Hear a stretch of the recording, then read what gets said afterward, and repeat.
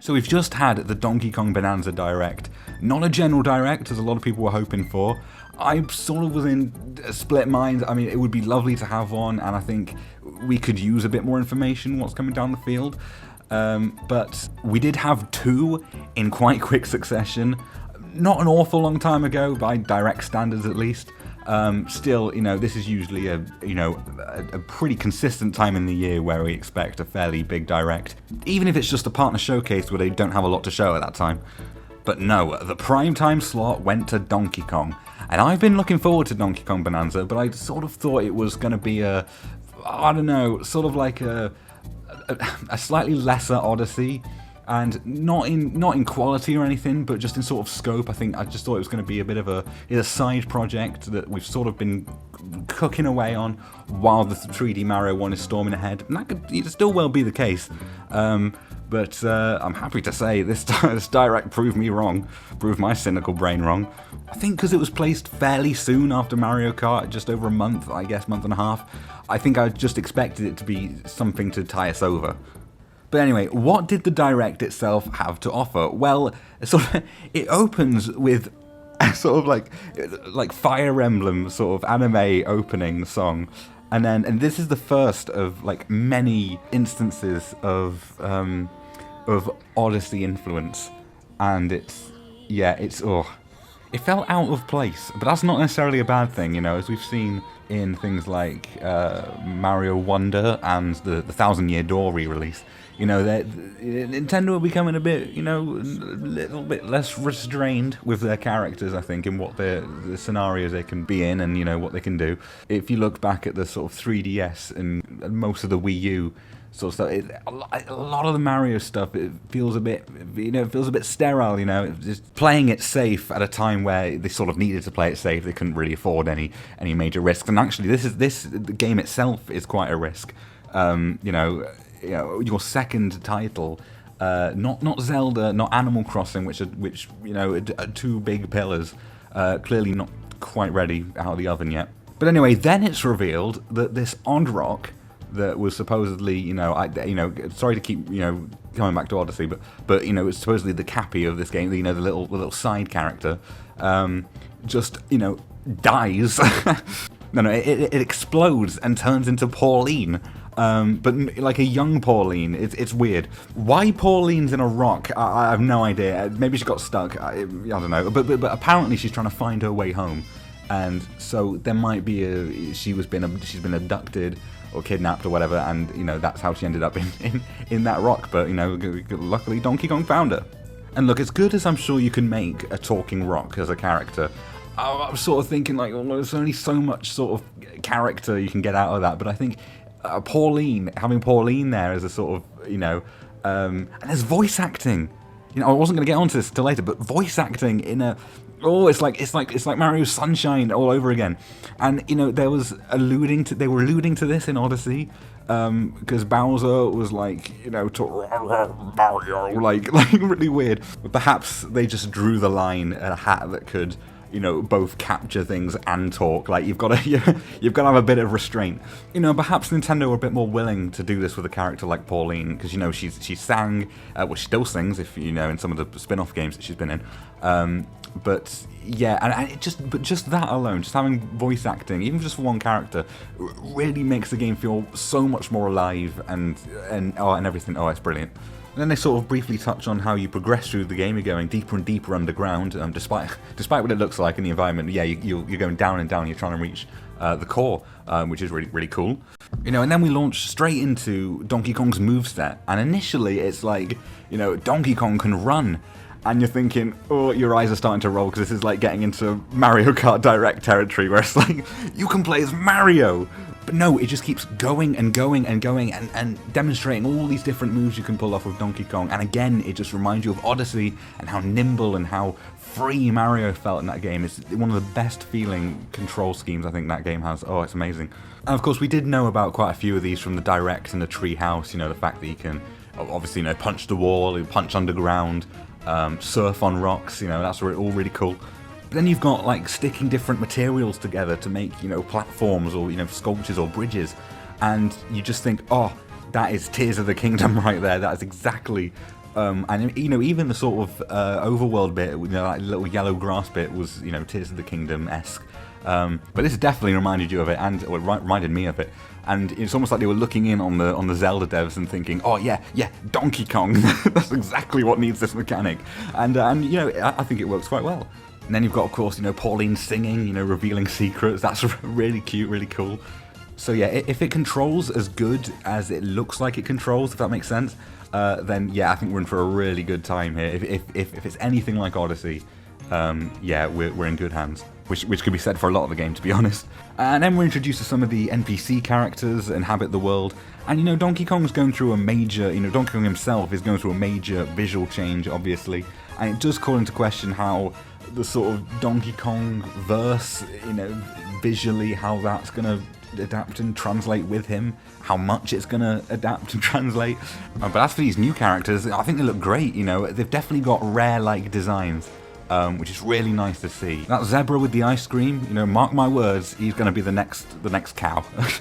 But long-time Donkey Kong fans, fear not, because Cranky Kong and Rambi are there, and they look great. And I would be surprised if that was the last we see of the Kongs in this game, like the wider Kong family. Diddy has to be there. He has to be, surely. Diddy Kong's Balloon World, calling it now. And then we're introduced to the big behemoths. I think that's what they're. Oh, I'm gonna have to go and check. Oh wait, no, sorry. The giant elders. I don't really know which one's worse. But these guys, if you learn their powers, can grant Donkey Kong these special transformations. So he can be an even bigger ape, or a zebra, or an ostrich. You know, all having different abilities, which is great. We can see them being used in boss battles. But they're obviously used for traversal as well. So I'm guessing there's going to be blocked off areas. And you need their powers to, you know, access them, which sounds really fun. So then we're introduced to this game's star or power moon equivalent, which is called Banandium gems, and these can be obtained, you know, all over the place, as well as in these, you know, little challenges, these ancient ruins. I'd imagine there'll be a lot more bananas being hidden in these kind of challenges than in the sort of open world area, because you can smash everything up.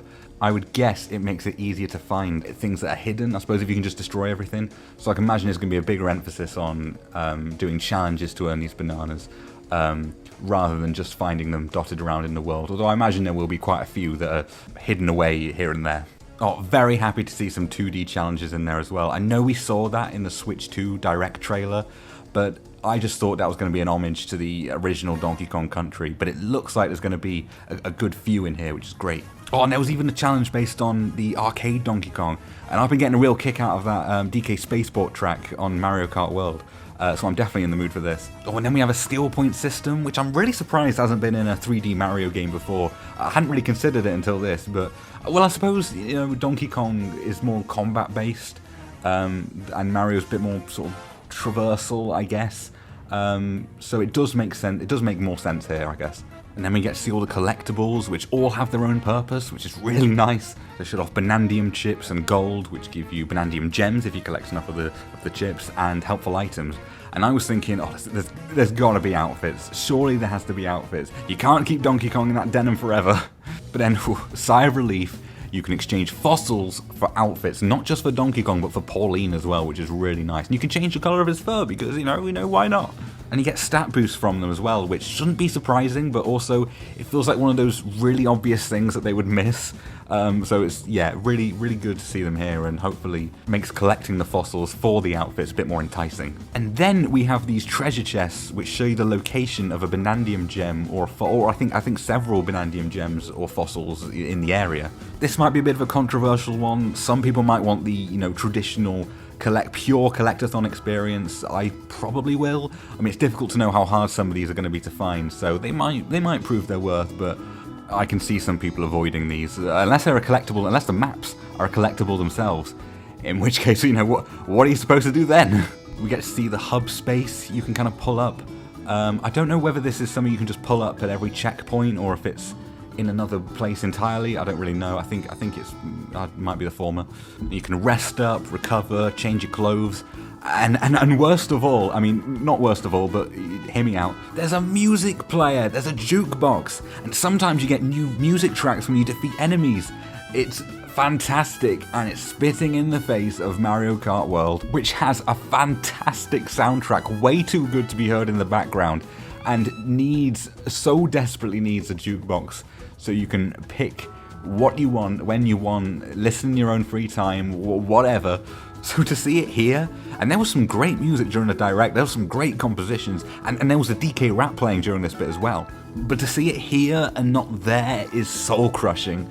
And, you know, I don't think all hope is lost for Mario Kart World just yet in that department. I think there's still plenty of time where they could add something like that. But yeah, it just made you go, really? Really? There's some quality of life teleport options, which is lovely. And there's the photo mode, which I think we're all pretty familiar with now after seeing it in Odyssey, 3D World, Mario Kart, etc. And then, not something that crossed my mind, but then again, I do play alone. 2-player co-op in which one person plays as Pauline, shouting vocal blasts. I prefer onomatopoeia onslaught. Like Odyssey's version of this, it's definitely been set up with a parent and child dynamic in mind, but regardless, it's a really nice, really good option to have here. You can do game share across all Switch systems, Switch 1 and Switch 2, and I'll admit it is a clever way of getting the Switch 1 players in on the fun. And then we're really getting into the odds and ends here. There was a mode called DK Artist, which feels like someone hurriedly coming into the office and saying, we're a launch window title, we need a mouse mode game. It doesn't need to be here, but it doesn't hurt that it's here either. I think it's interesting that the first thing they've gone to when they thought, what can we do for a mouse game, is a painting and modelling mode.